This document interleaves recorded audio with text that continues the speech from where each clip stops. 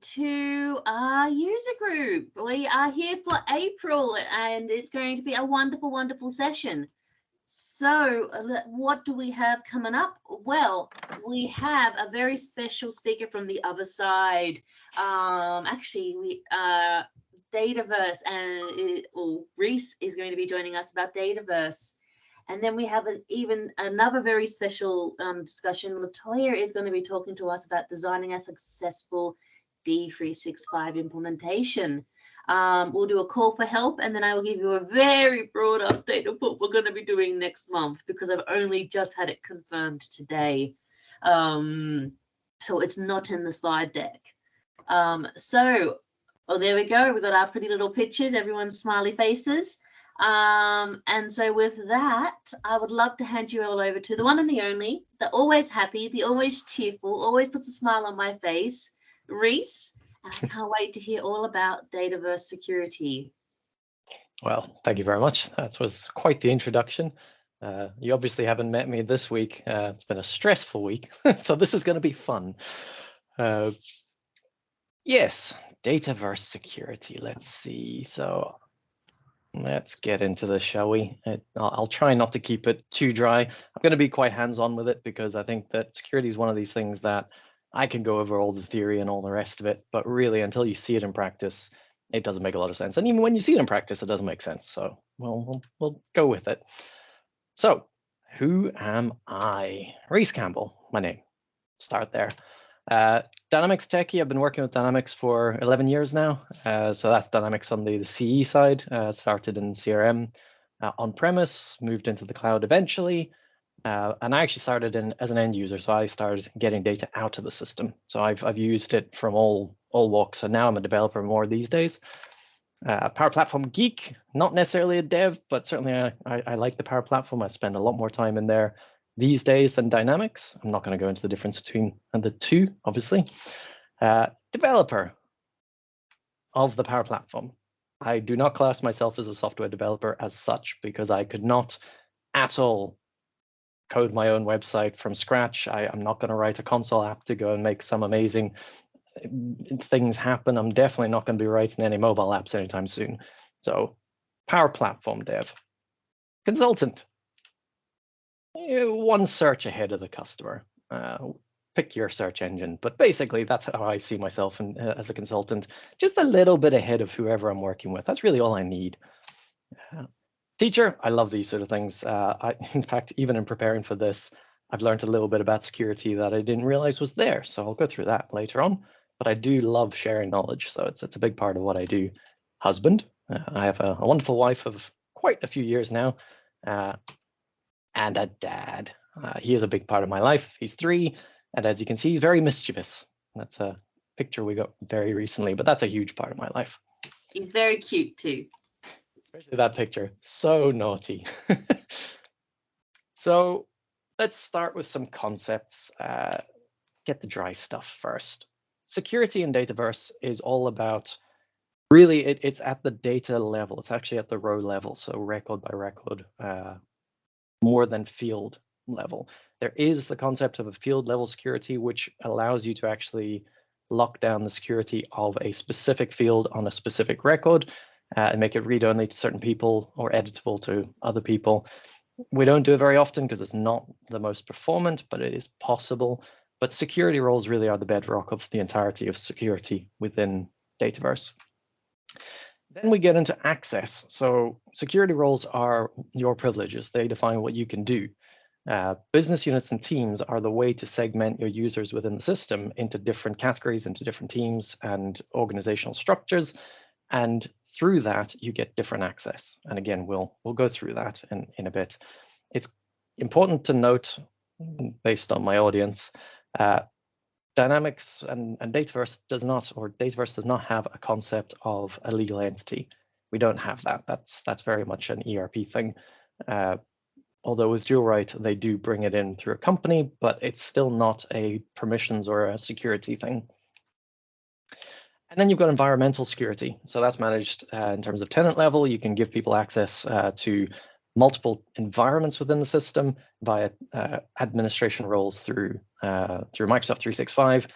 And environment security covers more about data protection within environments and crossing between environments.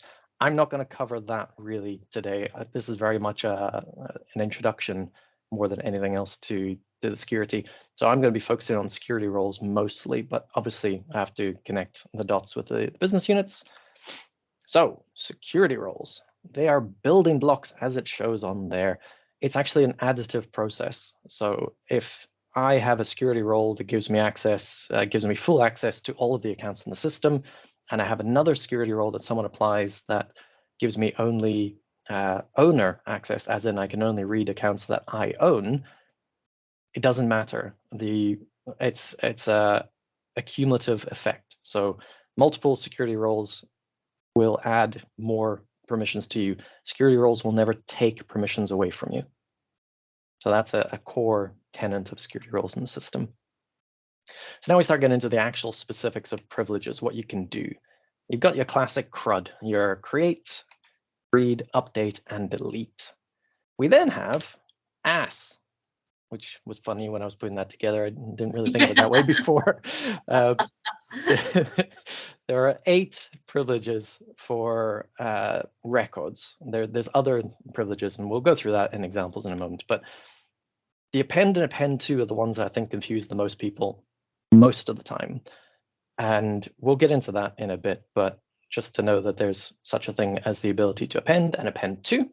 Then you've got assign, so I can assign a record to someone else, and I can share a record. So CRUD and AS.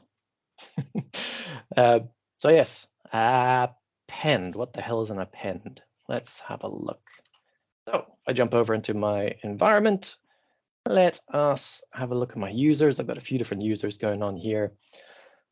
Let's see, we're going to work with Molly in this case. So let us have a look at the security roles for Molly.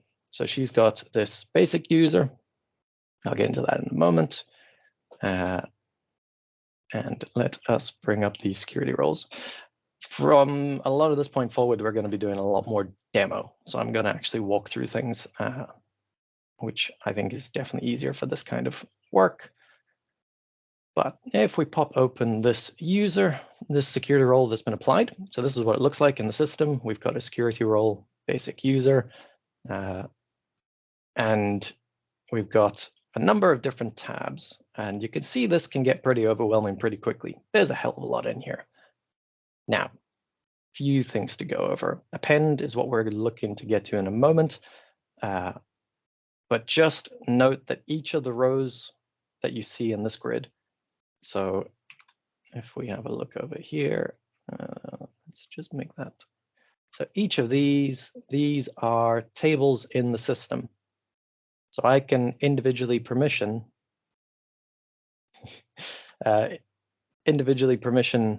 different levels to different tables within the system with security roles. But append and append to, what the hell are these? Right, we're working with a relational database. One of the simplest ones to consider is an account and contacts. An account is just an organization, it's a company, whatever you want to call it. It's a legal entity of some kind. It's a bad example. It's a company. And it's related to contacts. So you can have lots of people that work at a company. So we have a basic relationship there of account to contact. If I jump over to Molly, so now I'm looking at Molly, and here we've got some accounts. I'm going to go and have a look at the ERP UG. And we can see here, I have got a primary contact of Julia Simpson. So she is the main contact for this particular account. Now as Molly, I can click on that record, have a look at what's going on with this contact. You can already see there's some permissions limiting what I can see here. And you can see that I'm the owner of this record, which is awesome. If we jump back, so I'm going to go back to the account now. So append and append to. These titles at the top, these are the privileges. Best way to work this through is if I'm looking to have append privileges on account, it's append account and then append to account. Not sure. We'll get to that in a moment. Let's just do a good example. So I'm going to take off all of the permissions to append. So both on contact and account for this security role, I'm going to update that now. and it's an immediate effect. As soon as I make this change, that will be the case for anyone that has that security role.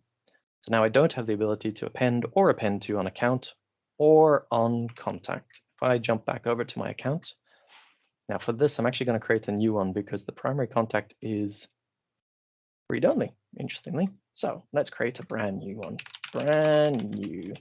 So I'm Molly, I have that security role. I've just created a new account, which is fantastic. I have the ability to do that. And I'm the owner. Owners are important to note. Interesting. So primary contact, I don't have the ability to associate that,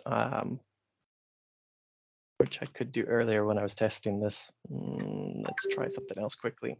It's because what sacrifices did you make to the demo gods? I was just about to say, yes, evidently I've not drawn enough blood. Let's try that again. All right, there we go. So now we have the ability. So that's interesting because I swear that wasn't happening when I was testing this before.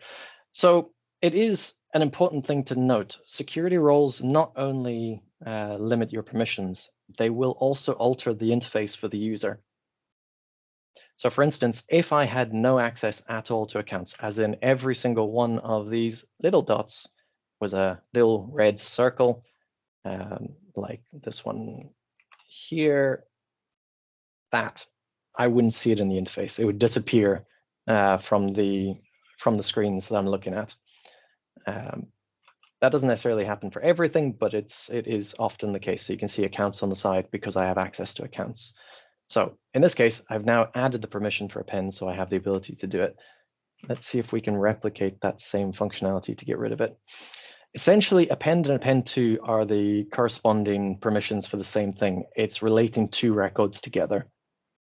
So if I wanted to append a contact to an account, then I need a certain permission to do that, and I still always forget the correct way. So let's work through this. Let's take off append on account and append to on contact. Let's see what the difference looks like. So what that should do is I now have permissions to append to the account, which means that I should be able to create a contact that is related to an account. That should be something I should be able to do. And I should be able to append a contact to another record. So if we try that, let's just refresh this form, see if we've changed anything first of all. Yes, so straight away, don't have the ability to associate this primary contact. That's because of the relational direction. So if I go and try a contact, so let's go and create a brand new contact. So we've got Julia Simpson in there at the moment. Let's go and create Bob Simpson. For the account, I want to associate that to the account I just created. I'm the owner. This is my contact I'm creating. If I save that, I'm good. No issue. Because I have that permission to append to the account, and I can also append a contact to any other record, in this case, an account. So they are corresponding. If I was to take that permission off the contact, and then come back in and try and create another contact. So let's try creating another contact. Another Bob, let's say, and this time I want to do the same thing. I want to associate brand new, save that. I now get a permission error. It hasn't limited on the form, so let me do that, but it's validating that actually you don't have the privilege. You do not have this privilege append contact permission to be able to do the action you're trying to do. These are incredibly important because these do correspond directly to one of those circles on the security role. So if ever you get permissions like this and you're trying to work out what that means, best thing, go stick it into Google, Bing, DuckDuckGo, wherever you want to. And somewhere in there, you will find a document that tells you what exactly it relates to. Most of them are fairly obvious. They are, you can tell.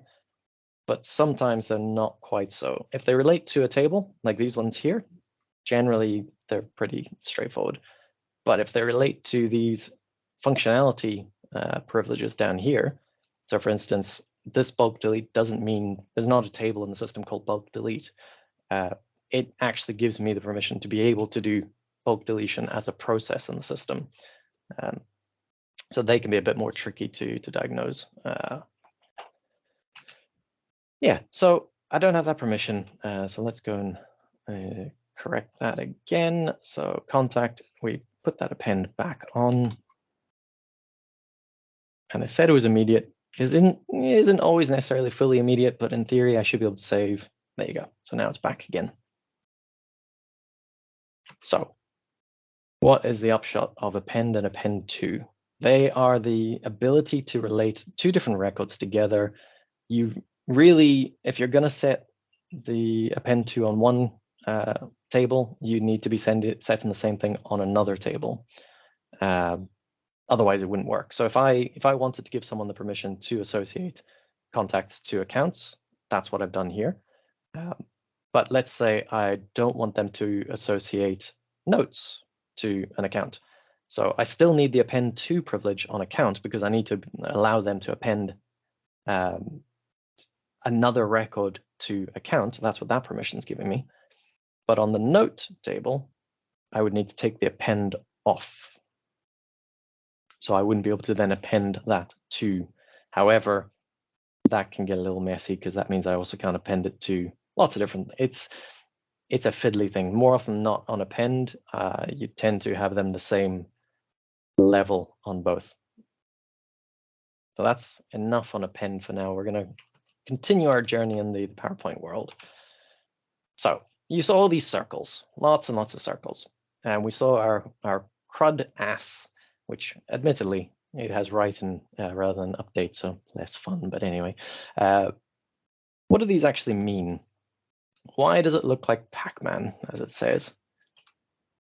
These are access levels. So privilege, the privileges are assigned based on the ownership of the record.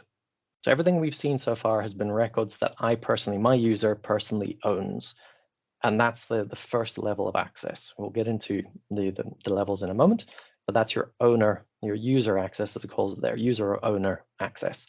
So that means that for this email template table, with a create of user, that means that I can create an email template, but I can only create my own, which is a bit of a strange one because technically you can actually create a record that is owned by someone else. We'll show that in a moment, but going a little crazy there. So yeah, that's your user. Next one up is business unit. So now we're starting to get into the structure of the organizational structure in the system. There is the ability in Dataverse to assign people to a business unit, a single business unit. And that can infer certain the security roles as a result of that. Business units are one of these things that sound better on paper than they ever actually turn out to be in practice.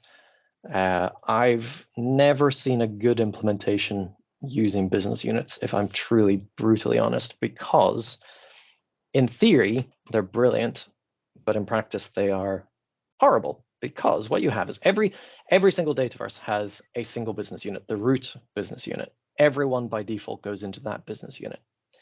If you had, in fact, let's show it in here. So I've got it set up somewhere in my system. It's in here under security. So there's a default business unit at root. Underneath that, you can then have multiple child business units, and it's a hierarchical structure. So you can have as many business units as you want sitting underneath that root. But security roles apply to each business unit. So it is very easy to very quickly create business security roles that are unique to a specific business unit. And that can really get you in a mess very quickly. But what we're looking at here is we can see this is the top level, which is horribly named, but that's the top level, the root business unit. Underneath that, we have sales. And then underneath sales, we have the South region sales and the North region sales. This is the common kind of thing I tend to see in the CE space of business units. It's a breakdown where people think, oh, I'm going to set it up as it matches my organizational structure, which is all well and good until you start getting into security roles, because all these little Pac-Man people, they start to really get in the way of that. So yes, we'll get to that, Larry, in a bit. So user is the sort of entry-level access. Business unit, next one there. What that means is if I have that permission, so let's see on assign here for email template, that's probably a better example. That's actually a very strange example. But anyway, what this permission is actually saying is that I could assign an email template that someone within my business unit owns. So not only can I assign my own email templates to someone else, I can assign someone else within my business unit, I can assign someone else's record. So we're starting to get more complicated. Next one after that, the parent-child business units, always a horrible name, but ultimately it's anyone. I can perform that particular privilege on any record that is owned by someone within my current business unit and any subsequent child business units. So that's often, for instance, at a top level manager, like a regional manager might have that permission on all of their regional sales business units underneath them. And then organization is your top level. Basically, you give that permission, then you have access to everything within the system. So it's the business units are the ones that confuse everyone very quickly. And because you can do this granularly on the 8 different privileges per table, you can see this gets very complicated very, very quickly. But it is very powerful. There's a lot of levels that you can go to there. So this is just kind of summing up what I was just going through. So no access to privilege is the red circle.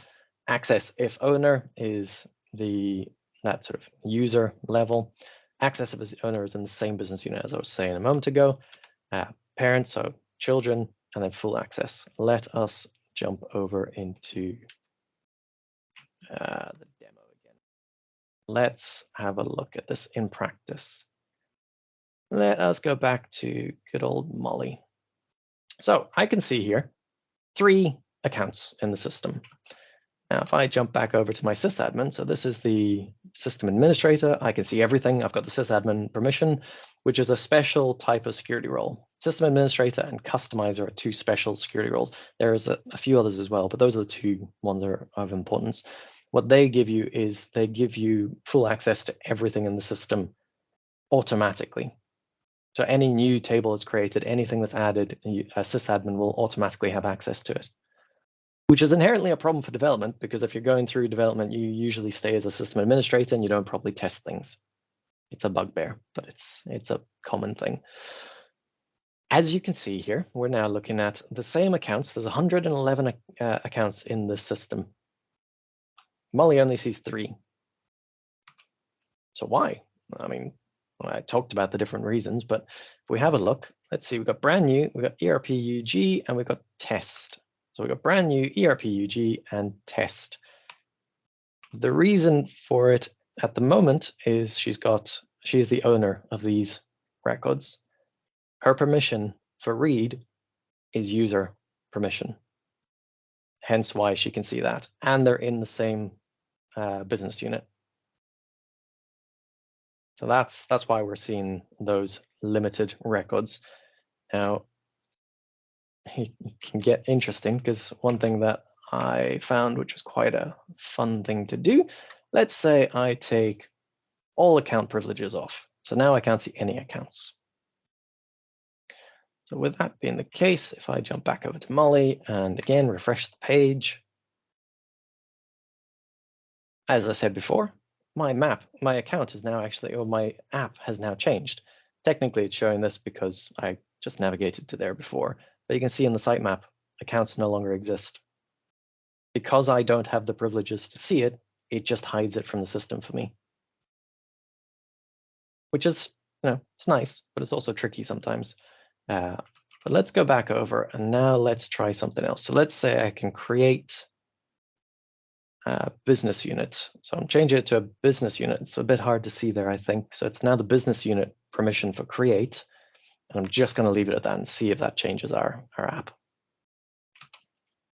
So let's refresh. Nothing is yet. Let's just refresh again. I'm not sure it's going to change it. Probably a thing I should have tested before. Yeah, no, that's fine. That is what I would have expected. But sometimes you get, sometimes it's interesting in that you can do things, but you can't see them. So let's set it to read. So now I'm setting it to user read. So now I should be able to see those same accounts I saw before, but I don't have write and I don't have delete permissions. So we'll see what that looks like in a moment. Okay, so now I've got the account has appeared back. I've got my 3 records again. Let's go into brand new. You can see there, read only. So I can't update this. But I have the ability to create. So I can go and create a brand new account. So let's say I want to create a new account. Let's go and check. Let's try and create it for someone else. So rather than creating the record with me as the owner, I'm going to create this with another person. Let's say I'm going to create it as there's a CEO in here. I believe it's Dan. There he is, Dan. Let's see if this will work.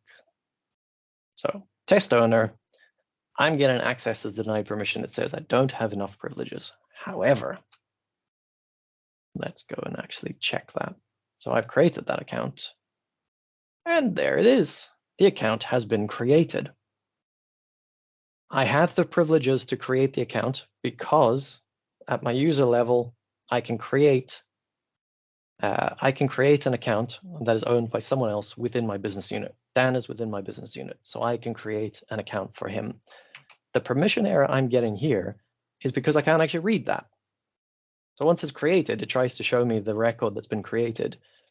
But because I don't have permissions to read anything other than records I own, I can't see it, but it does exist.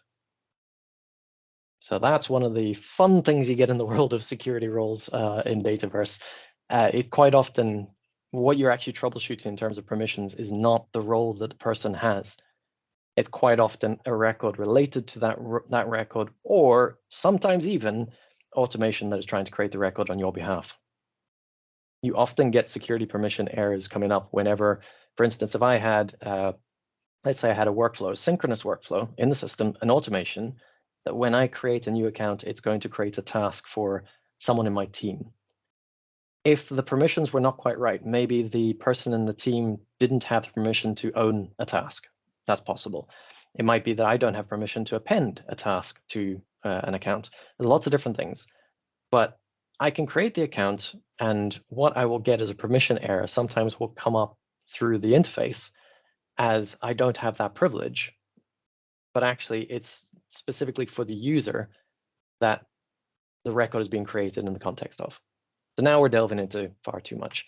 Suffice to say, there's a very granular level of detail you can set permissions to per table, per user within the system, and this is just one security role. Best practice in Dataverse really is to layer your security roles. So what you should be doing is you should actually have a number of different security roles, and you give them the lowest privilege required first. So for instance, basic user is one that comes out of the box. All of these roles that you're seeing actually come out of the box with the different apps that are installed in this particular environment. So basic user is the one that certainly will come with every Dataverse implementation. It's always going to be there. And that's Microsoft's role that should give a user basic access to any Dataverse functionality. That's kind of one to use. And then on top of that, you would layer it up with other permissions that you might need.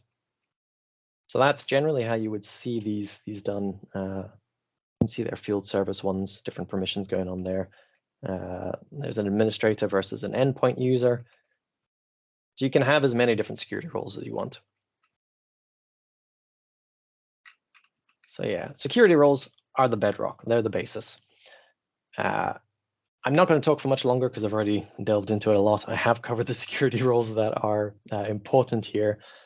But the core thing is it's the combination of the privilege that is provided through the security role and the business unit or team you are a member of. I've not really spoken about teams, but teams are another way to get permissions. So I can assign a security role, as we saw, if we have a look here, to the basic user. Open that up, I can see that Molly Clark, my user, has got that security role. But I can see here as well that the owner team, which is a team, also has the security role. What that means is that anyone that is a member of that team inherits those permissions as if they were the owner. So if there were any records in the system that were owned by the owner team, which I believe there are, no, I haven't got any at the moment. If they were owned by that team and I was in that team and I had the privileges to give me access to it, then I get those privileges. So that's where it starts to get even more complicated, because sometimes it's not entirely clear how someone has the permission to do what they're doing. But it is a combination. In some way, there will be a combination of security role and team that gives them access. I mentioned business units because it does matter what business unit you're a member of. But to get permissions assigned, you can only get them assigned via directly to your user account or to a team that you're a member of. Those are the only two ways that you are going to get permission. No, that's not entirely true. Those are the only two ways at this point that you're going to get permissions. There's one other thing that can give you permission that is a right pain in the rear end and don't ever do because it's dumb, but it is possible. And that is I can actually share a record. So I can actually, if I have the permissions to let me do it, I can select the record and I can share it. In this case, I don't have the permission. So you can see my command bar is very limited. I don't have a share option because that security role, I took it off. So this share permission, let's go and quickly add that on. Now I've got it. Let's refresh. Select it again. And now we can see there's a few more options going on. Still not quite refreshed. Interesting. There it is, share. Yeah. So even though I can't edit the record, I don't have the permissions to edit, I can still share this. So I can come in here, I can select, let's say I'm going to share it with the owner team. So that team that we had before, I'm going to do that, and I'm going to give them read, write, delete, append privilege. Now, if there was someone in that team and they went in, they had a look at the system, they didn't have any other security roles. Actually, that's not true. They have to have some security roles, but if they didn't have any permissions in the security roles that were directly assigned to them, they may still be able to see records that are owned by this team. So sharing is complicated because it's hidden by the system quite a lot, and it's also very, very bad on performance. A system that has a lot of sharing involved, and there are a lot. Back in the day, it was one of the more common ways of sharing, especially across business units. It creates a lot of overhead for the system in the database. And that's why, for performance reasons, they're terrible. Do not use sharing if you can avoid it. If you are going to need to use sharing for some reason, then share with a team. It's a more performant way of doing it. But yeah. So that's really a very quick introduction to it. As I was studying this, there were a couple of things that popped up that were interesting that I thought I would just end on, just for knowledge's sake. Teams. I mentioned teams already. Traditionally, you could create just a team in the system and associate people to it, and security roles, nice and easy. A recent addition, I don't know when it came in, and I only found it when I was looking into this, is that you can actually create teams now that are linked directly to an Azure AD security group. That is really cool. That's really useful, because what it means now is that from a admin perspective, I can actually set up AD groups that are specific to security roles in the system, or even just permission capabilities. Let's say I have a salesperson security group, and that salesperson security group gives them permission to the sales SharePoint site. It gives them access to the app they need in D365 and Dynamics. It gives them access to specific security roles in there. All I have to do is add them to that security group, and everything else is dealt with for me by the Microsoft magic. That's cool. That is very useful. And that's something that I had not realized was there before, but it is phenomenally useful. The other thing that is coming, and I think Larry mentioned in chat, I saw a few things popping up. I mentioned about business units earlier. Every user in the system can only be in one business unit. Now that makes it a very rigid structure. So in that world where we have we have the top level, that's my root, and then in there we then have, my mouse drawing is terrible, our sales business unit, and then under there we've got our north and south that we saw. So in this structure of business units, if I had a salesperson in south and a salesperson in north, to give them access to each other's records, I would have to really just share. That's the only way. If it's limited in such a way that I should only be seeing the records that I own in my north region, then the way to give access to someone else in another business unit would be to share it with them, which, as I mentioned, not very performant, not very easy to track, not very nice. But you can see that's a very common thing. I mean, in a sales organization, more often than not, you are going to be collaborating with other people in other places in the business. So you want to be able to do that. So what Microsoft have introduced, and I still don't fully understand it, I need to get my head around it, but not only will the owner of the record make a difference, as in the person or team, the owning business unit will also be utilized to provide permissions in certain ways. So in theory, it should flatten out the structure. So it will be possible that Molly could own a record, but it could be changed so that the owning business unit actually ends up being sales. So if you do that, then it means that Molly can still access it because she's the owner, but anyone that has the permissions within that sales business unit could then also see it. So it's a different way of doing it, and I think it might make business units more useful, but I still think it's quite a complicated process, to be absolutely honest. More often than not, in the world of Dataverse, especially Dataverse Power Platform implementations, we don't have a need to segment records to that level. You do see it maybe in enterprise sales systems where you're trying to create a sales CRM system for an entire global organization, but more often than not in that situation, you would be better off with different environments, one for each region. So there's different ways to skin the cat, so to speak. So I think with that, I'm going to, that did not work. There it is, excellent. So with that, I am finished. That is the end. I got bored of PowerPoint, which is how we just ended up in there. So I want to open it to the floor. Any questions? I know I literally have ranted and I said I'd do lots of demos, but I like talking. So any questions on security roles or anything you want to maybe look at in a bit more detail? Looks so much more flexible than FinOps. I don't know if there's any other FinOps guys here, but it looks so much better than FinOps security. One day, Reece, I'll sit down and I'll show you FinOps security. I don't want to. Thank you. No, I'm good. I've seen a little bit. I don't like it. I'm kind of envious, to be honest with you, about the flexibility that you guys have in Dataverse. And I think it's the setup, isn't it? With F&O, there's a lot that you have to put into it, and that just, well, maybe that's the way that you presented it, Reece. You made it seem like, wow, so much easier. So yeah, I mean, so yes, with great power comes great responsibility, as the great saying does come. It's easy conceptually, but troubleshooting permission errors is one of the hardest things you will ever do, because there's so many different things that come into play.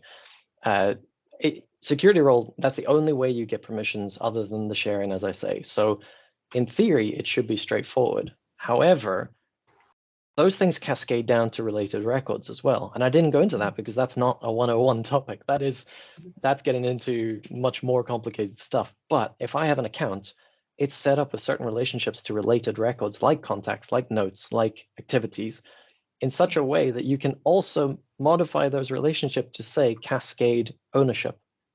So if I change ownership of an account, so for instance, a salesperson leaves, you want to change the account ownership to someone else, that cascades that ownership record all the way down to related records, which you may not realize is happening, and as a result also gives them more permission. But that also can happen at the share level. So if I share the account, automatically, if it's set up in a way, it will share the related records as well. That is a nightmare to try and find out what's going on in those situations. Sounds complex. Okay, I take that back. F&O. Yeah, it can be, but as I say, the permission errors that you get quite often are very useful, but you have to know what you're reading, because sometimes the one that I've seen the most often is in those automations. So we commonly will create workflows or code, custom code, that is doing something with a related record. So if I'm doing something with an account, I might have a plugin on the system that attempts to go and create a related record of some description and share it with the user or something like that. That activity might throw a permission error.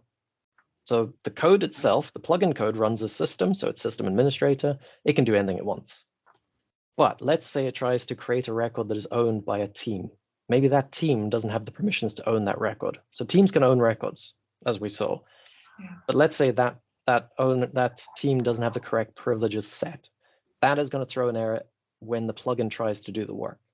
The way the user sees that when they're creating the account is they will see an error that says you do not have the privilege, the permission, PRV, whatever the permission is.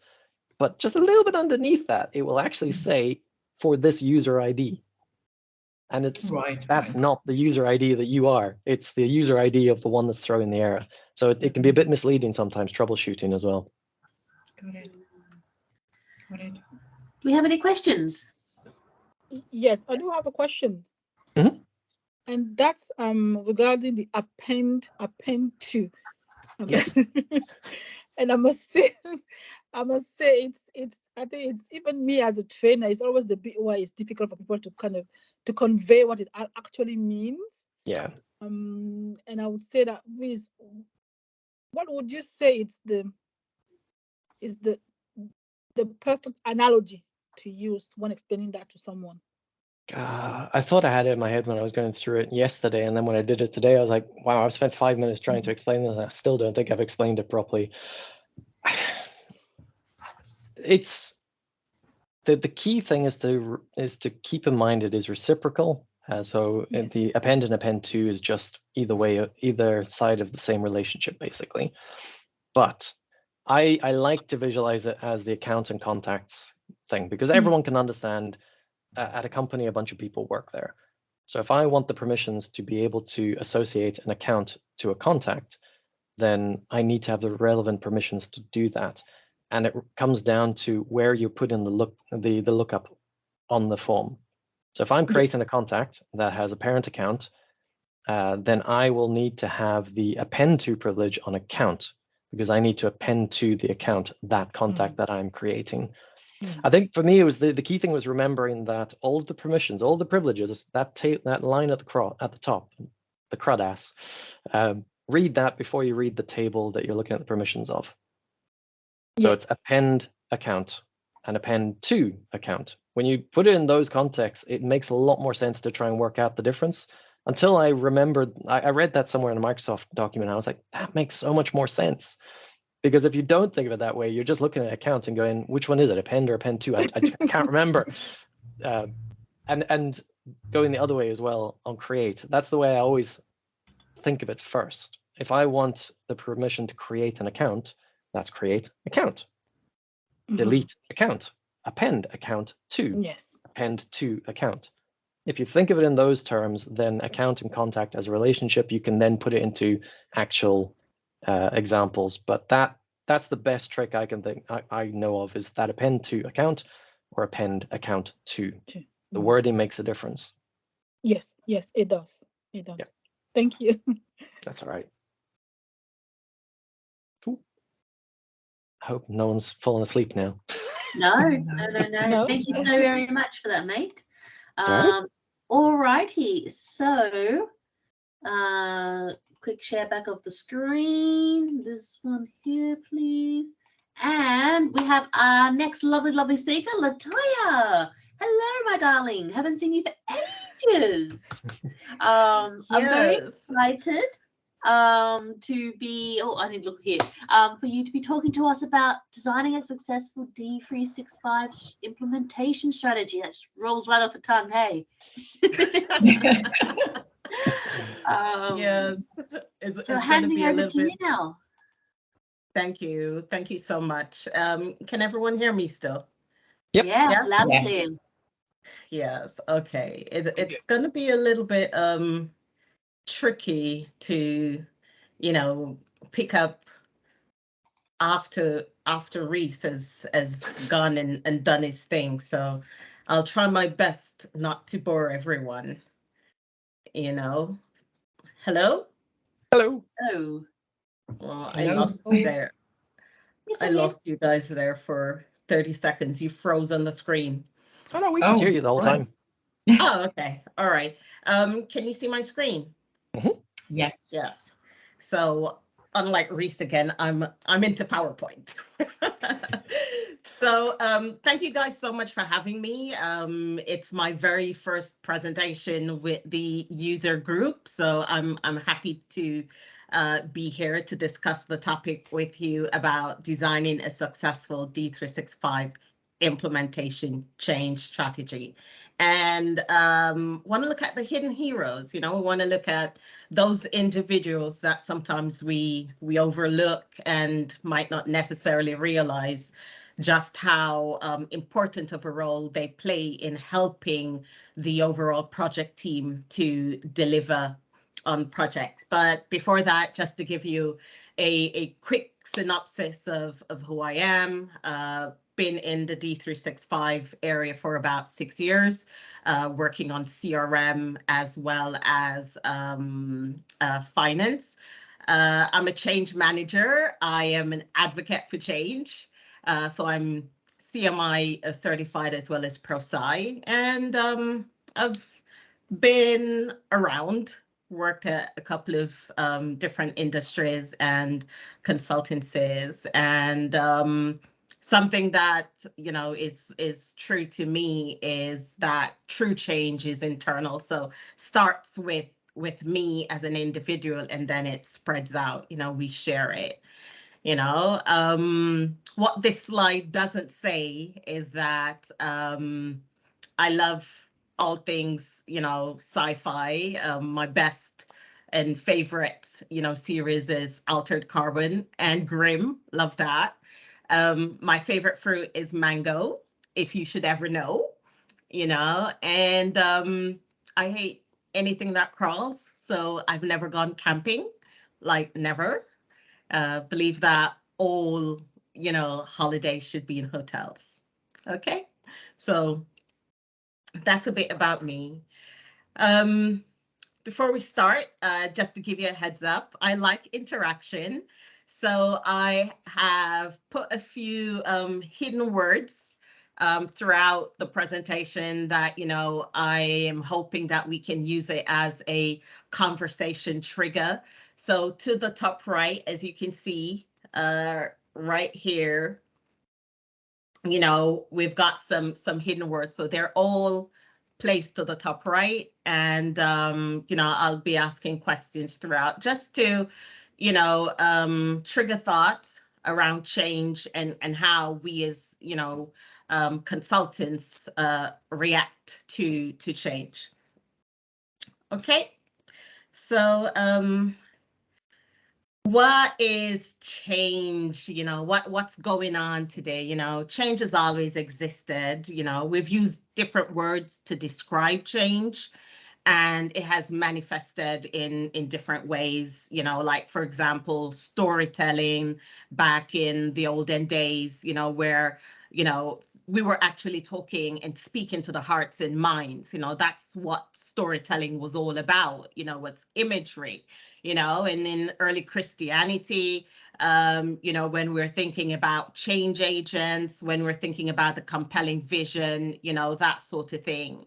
And then over time, it's evolved, you know, as, you know, society has evolved.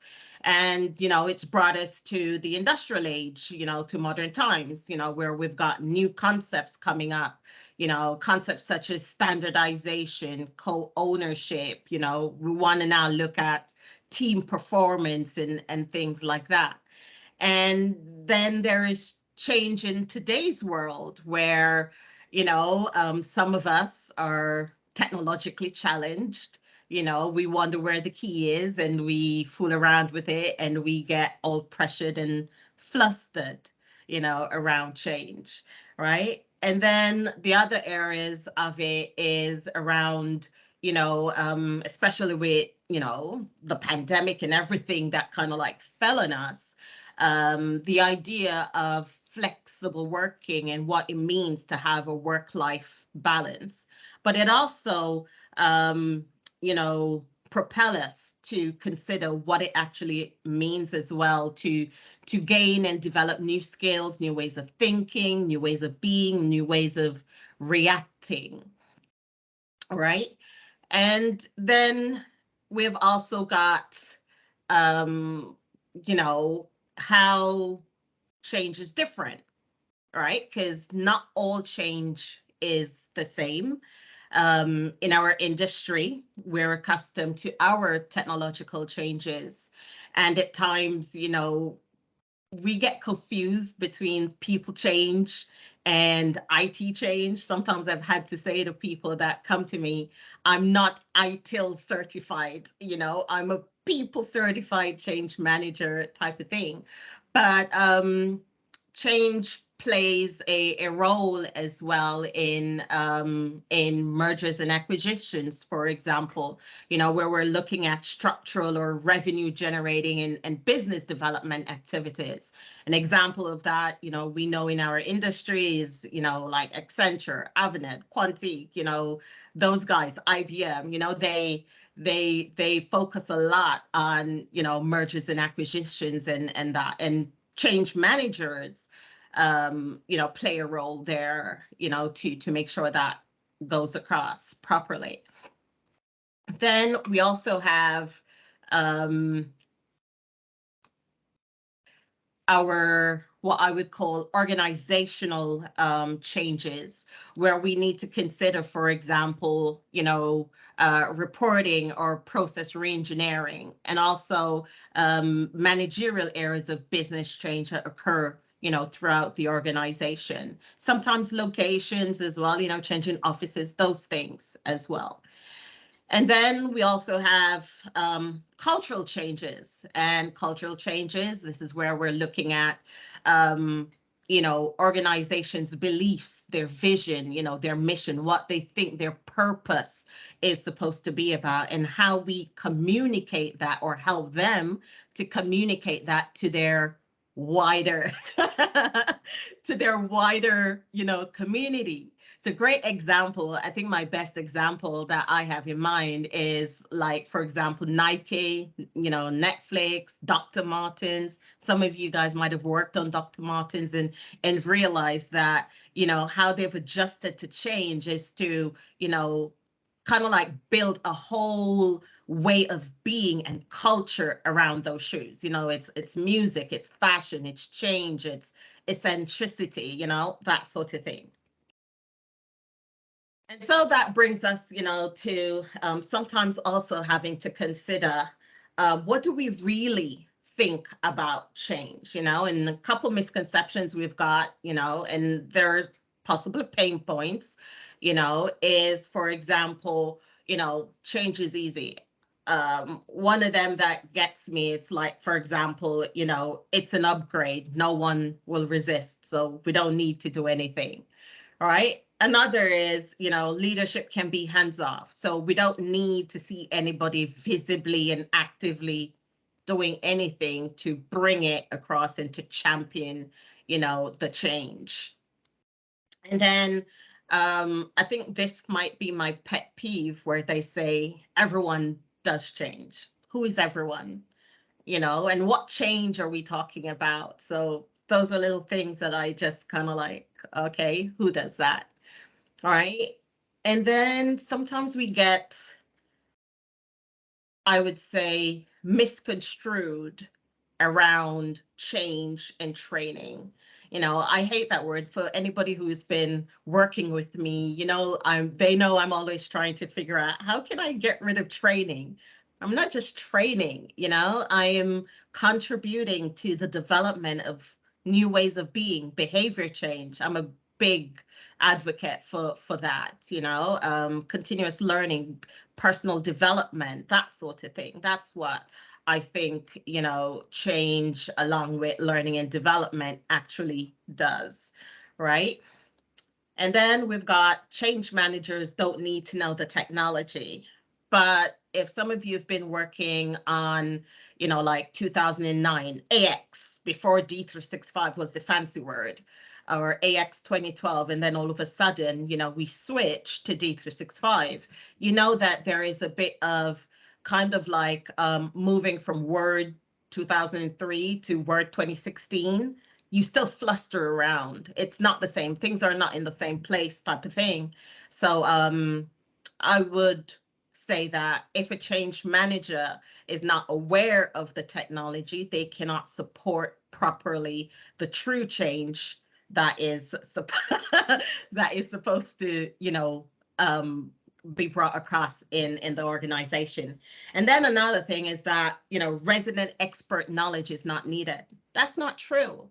You know, Mary, who's been in the organization for 25 years, she has been there. She has seen all the changes. She might not be technologically advanced or technologically, you know, competent, but she understands the processes. She understands what happens across the business. She speaks the language. So to exclude that sort of knowledge is a detriment, you know, to a successful strategy, right, and delivery of a project.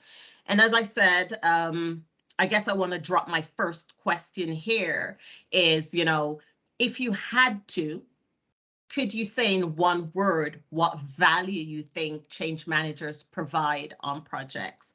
So jot that down, and, you know, at the end, hopefully I won't be too long, you know, we'll be able to consider those things along with the other questions that are coming across. All right. And then we've got, you know, what are we actually trying, you know, to, I would say, fight against or to improve upon? You know, I got this information from McKinsey, and it's just amazing how, you know, I've been in the industry 6, and, you know, you guys have probably been here longer, but, you know, we're still having that issue about projects failing and why they're failing, when these things are things that we could clearly, you know, avoid if we actually put in place effective change management strategies. And then, you know, when we step aside and, you know, want to actually focus on what we say we're trying to deliver, it is, you know, those seamless end-to-end integrations. You know, we want to talk about standardization. You know, we want to talk about better reporting, because at the end of the day, that is what we say we're helping the organization to deliver. So how do we actually get people, you know, to contribute to that with the technology? So before we can answer that, you know, let me just bring us back into, you know, just a guided definition of what we say change management is, you know, and, you know, we say it's the application of a framework and set of tools for leading the people side of change to drive user adoption and return on investment, which kind of like reinforces the importance of the human factors, which contribute to the success of a project. And of course, wherever there are humans, we know it, there are emotions, and emotions come into play. And that means we have to help organizations to navigate, the different emotions that they go through, the fear of loss of a job. Am I going to lose my job now that this new fancy technology is coming in, right? Am I going to lose my authority? All of those different questions and different stages that we as individuals go through, we sometimes seem to take ourselves out of that when we're delivering our projects. So I think this is one of the most important areas that we need to keep in mind within the strategy as well. It's to remember we're dealing with humans with emotions. But in order for us to do that as well, we also need to know where to position, change. How do we identify the right status and influence, that change managers or change management office or somebody who says they're delivering change, where do we put them, right? And most of us were accustomed to what I would say possibly is, position 3, where, somebody, has been assigned to do change management, from the project team. But, if we look at 1, it's where we've got an external change team to drive and support change, so it gives us some flexibility, as well as sometimes we can say maybe unbiased, input on the project. Position 2 is where, we're directly reporting to the steerco. And I think personally, this should be the ideal positioning. But that's not always the case, and we have to work with what we have, right? And then last but by no means least, we also at times find that the change team is embedded, in the project team, as we usually, have. So how do we work with what we have?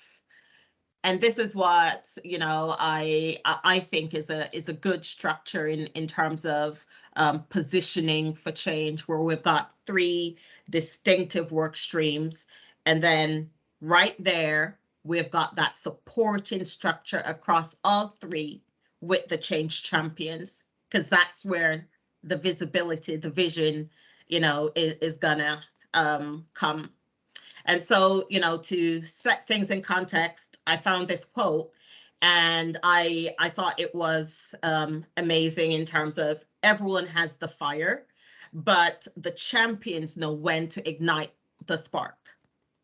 And igniting the spark, we need to think about 3 main things. One is know your project objectives, ask those questions, at the end of the day, what is the end goal for the project? Is it to upscale productivity or downsize? Is it to compete with market metrics? Really, what is keeping my sponsor or my project team awake?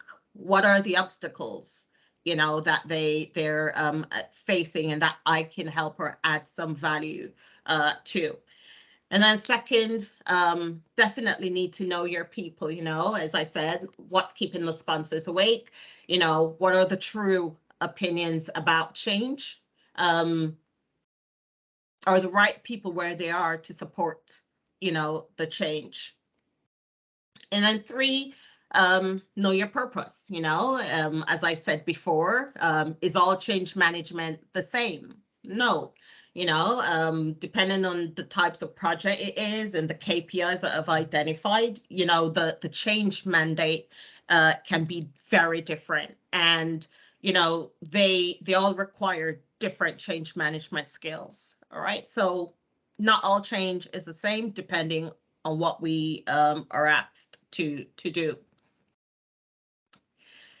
And so for me, the key contributor for success, are change champions. They're the hidden heroes because they help us hear, understand, and interpret the outside noise that when we are too busy, configuring and developing and planning, it often gets missed, right? So let's have an idea of where change champions can actually, play a role. And if you consider it, they're literally across the entire, project. Simply put, the role is vast, and wherever possible, we should try to build a case for change champion networks and provide the appropriate support and training for this to be a success. Which brings me to my next question. How many of us currently work with change managers on our projects? And how many are actively contributing to change champion upskilling? Yeah. Change champions contribute to key business process areas for the successful delivery and embedding of change. So why are change champions important? First, it's because they help to extend project support. This facilitates, whether you believe it or not, a smooth resolution of risks and issues that relate to specific business areas. So Tom, who knows his team, is actually going to be able to give you some information about what can be done and where resolutions can be found. They also help to give us an idea for efficient use of resources. So they can provide detailed insight into the needs and requirements of the business program. And thirdly, they help us to build credibility for the project. They help to ensure the investment and buy-in of the business into the program by having key representatives involved at all stages of the implementation. So continuing a little bit of Pac-Man, I love, cartoons and things like that. So for me, change champions are like Robin and Batman. Just like Robin, change champions are agile in approach. With change champions, a continuous cycle of learn, test, adjust is easily put in place, right? They offer fresh perspectives. They actually help to keep us connected, to the ground, and they provide an opportunity early on to build and capture feedback, when they give us that ability for retrospective. And change champions embody Alfred and Bruce at least for me, where just like Alfred, change champions provide wisdom in actions and approaches to support the change. They provide us visibility into the past, like what happened 2 years ago when you tried to implement, HR talent. What happened, 3 years ago when, that CRM was landed in? Did it go well? Did it not go well? Type of thing. But they also work as, an area of mediation and work as a liaison between our project objectives and the perception of change as well. And they also give us access to knowledge, in terms of, who is the right person to go to? Who can we use, to influence the direction of our change, right? And sometimes we don't readily, as part of the project team, we don't readily have access to that. Then change champions, for me, they're like the Q in the mix. So just like Q, change champions bring insight into innovative and technological advances. They can be the ones who want to try out the new things, or, they actually go out and say, hey, I've discovered this thing. Can we implement this as well? They challenge us a bit, right? They keep the project trendy and in line with business objectives, you know, for those who are really advocates of the change, you know, they are the ones that are willing to go out and let us know, you know, what's happening, you know, the fun stuff, the functionalities that are coming. So they speak for us, right? But they also highlight boundaries and set expectations as projects evolve and resistance raises its ugly head, right? So they give us as well that let's not push it, let's try that instead of that type of conversation as well. All right, and they're also seen as confidants, you know, in times of collaboration, as they hold a place of confidence and trust, right? First and foremost, we go to them, we ask for advice, as well as they come to us, you know, where that relationship is in place, you know, they can be really our eyes and ears and kind of like give us the heads up on what's happening in the business when we're sometimes disconnected. So what do we look for in change champions? Let's look for individuals who, like this bridge, you know, I saw it and I really liked it. You know, this is a bridge in Vietnam. I thought it was so powerful in terms of messaging, you know, where, you know, they're taking people from one area to the next. So be a bridge between the project and the business, you know, so they're open to it, you know. Look for individuals that are eager to contribute, you know, that want to bring things forward, you know, for the project. Those that are team players, you know, those that don't necessarily clock out at 4 o'clock every day, but are willing to give that little extra just to deliver. And those hidden, you know, leaders, even though they might not have a title, you know, those that are key influencers amongst their peers, right? And then those that have a strong appetite for technology, yes, that is, I would think, an important one as well. You know, we need to consider that change champions need to be enthusiastic, passionate, motivating, and encouraging about the change, right? And then we also need to see those ones that are seen as problem solvers. So at the first sign of, you know, UAT not going right, instead of blaming the entire project team, you know, we actually sit down and say, hey, how can we get this out to the business better? Yeah. And just to recap, you know, just the key takeaways, right? A successful change implementation strategy must cover the 3 Ps, you know, so the project objective, the purpose, as well as the people. And then our misconceptions about change prevent us from putting in place appropriate implementation strategies for successful execution. And then irrespective of the change mandate, it is critical to include change champions to support implementation success. And then a good change strategy provides clear direction on the purpose of resident expert knowledge. As I said, you know, nothing beats somebody that's been in the company for 25 years compared to somebody who's just, you know, come in for a day and, you know, that person is there and overseeing, you know, no. Engaging the Change Champion Network as early as possible ensures increased user adoption and change sustainability. All right, so to wrap that up, let's talk. So my first question is, who followed long enough to actually capture the hidden question? Did you all get the hidden question? Ah, Reece!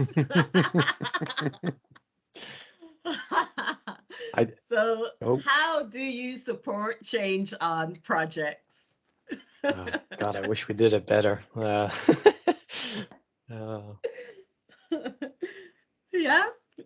I think on my head, I missed the U. You missed it. Yeah, I missed the U. I've got how to change on project. So I think it's the U that's missing on my on my notes. Okay, all right. So let's talk, guys. I don't know if we have time to talk, but I think I had 3 strong questions, because for me it's something that not necessarily my pet peeve, but yeah, I'm a change manager. I love change. I love people. I'm a learning and development professional, and when we're on projects, it's always our work stream that gets kicked off the project at the first go, whereas we've got such a strategic delivery point. Because at the end of the day, even if you deliver the system and if nobody's using it and puts it in the bin after a month, then there's no success, is there? So, I wanted to put that out there in terms of having that conversation, getting some info and share with my peers, in terms of how do you see change, how do you support change on projects? I can stop sharing. I think many implementations don't even acknowledge that there is that big piece around change that's required, or when they do it, they bring it like later in the process, just before go live, when I think getting people in terms of readiness for change needs to start right from the time you're starting to design. That's when I feel you need to engage change in all the implementations, whether it's cutting costs, which they end up incurring anyways because they haven't planned for it. It always seems to be something that as you go into UAT readiness training, that's when everyone is thinking, okay, how do we prepare people for this big change? But when in actual fact, the design, understanding those processes, for me, that's where the change starts. So I think supporting it would entail bringing change at the right time. How do we even bring it even closer, not even from the design, but, or maybe this is a part of the design, but that area where we actually start thinking about what we need to measure, what the success criteria will be, or what the objective, even the objectives, like what do we want to get out of this? I'm spending 20 million pounds to implement a new finance system. What do I want? Even from there, because it gets lost, when we've gone through one partner and then a second partner and possibly a third partner, and then all we know is we just want a finance system. Or a CRM system for Reece. It's absolutely.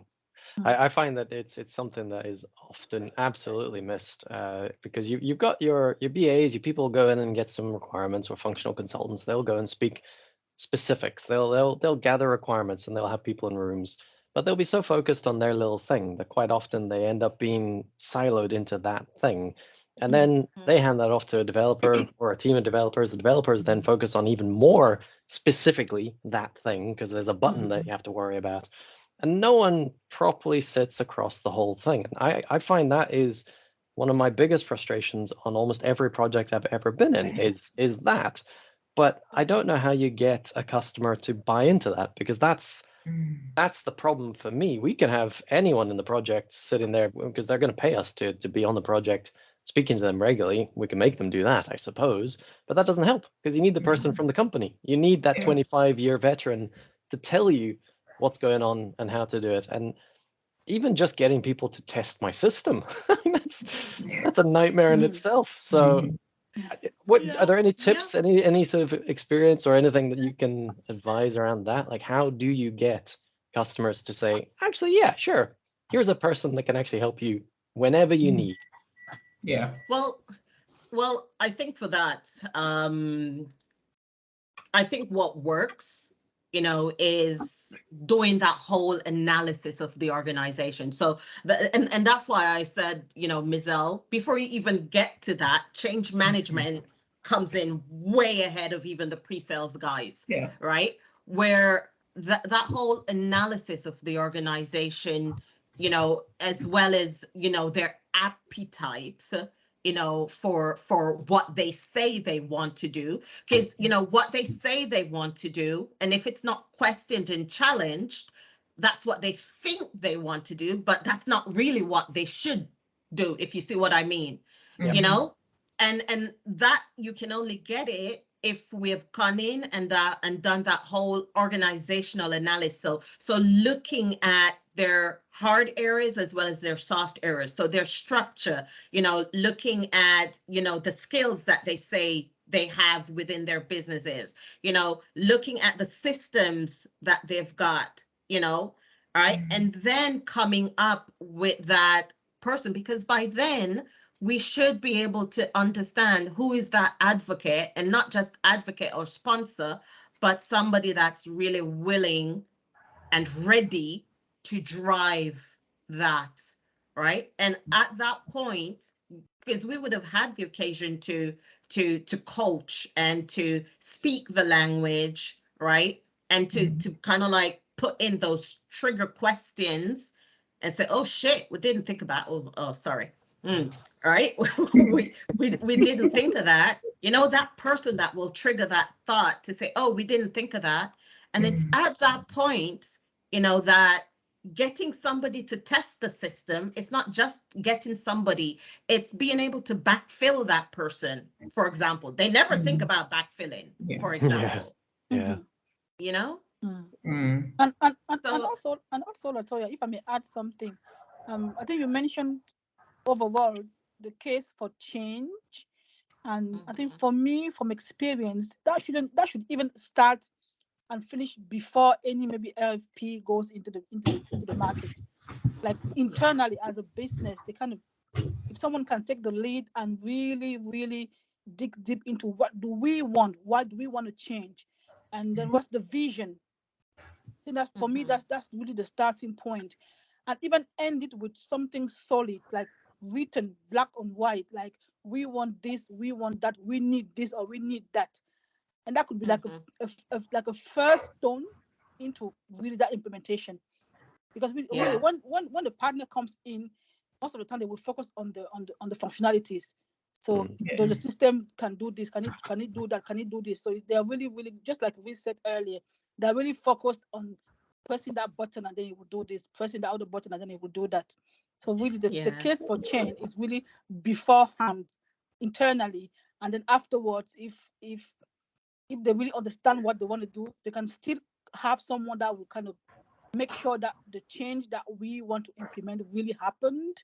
And that will be throughout the project, to be honest. Throughout the project, up until the end. Yeah, because some of the times, how many of you, like, you guys are on projects now, but like, how many of you are actually tracking?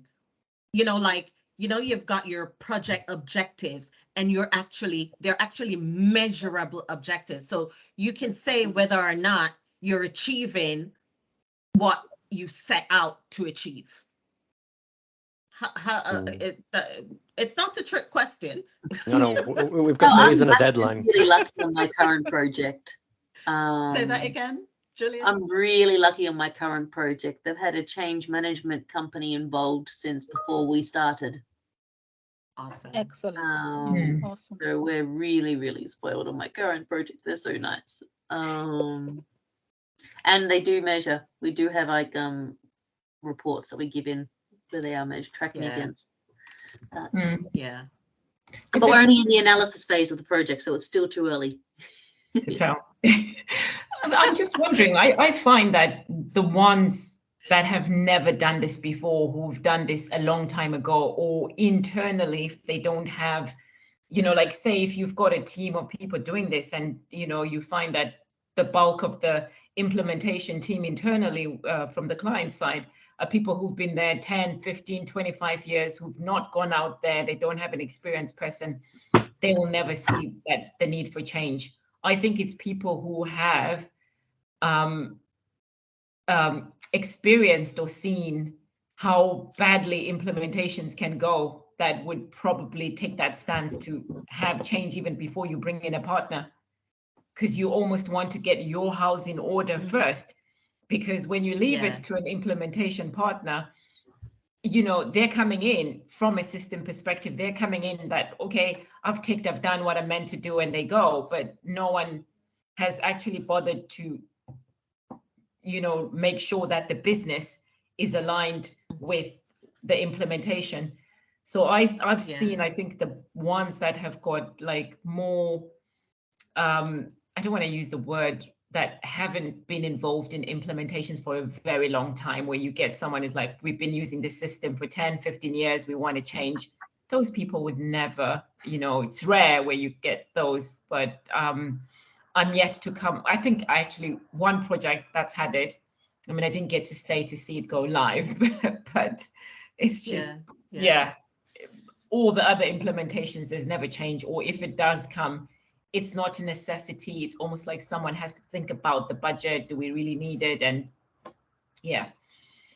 I guess we're running out of time. Yeah, I was just about to say that it's come 8 o'clock. So I haven't got a slide for next month. I'm sorry, guys, but I only had confirmation today that we have Microsoft coming. A lady or a gentleman called Zizan Zoe is going to be talking to us all around invoice automations and OCR. So, and they're a Microsoft employee, so it's going to be very exciting. And as soon as I get information back from Zaya, or is it, I'm not quite sure, because I know of Asian names, or some Asian names, the first name and the last name are backwards. But as soon as I get more information, we'll post it up on the LinkedIn page, and we'll post up on the Meetup page as well, and the Microsoft communities page as well, because we are reigniting that, because that's how we got our Microsoft speaker. So Awesome. but thank you so much, Latoya and Reece. You guys have been absolutely amazing. Thank you. And as always, guys, this will be posted up onto YouTube in the next couple of days, and I hope to see you next month. Awesome. Thank you, everyone. Thank you. Thank you. Thank you, everyone. Have a lovely weekend. Have a lovely evening. Have a lovely long weekend. Yay. Yay to that, for sure. All right. Bye. Bye, everyone. Bye. Bye, guys.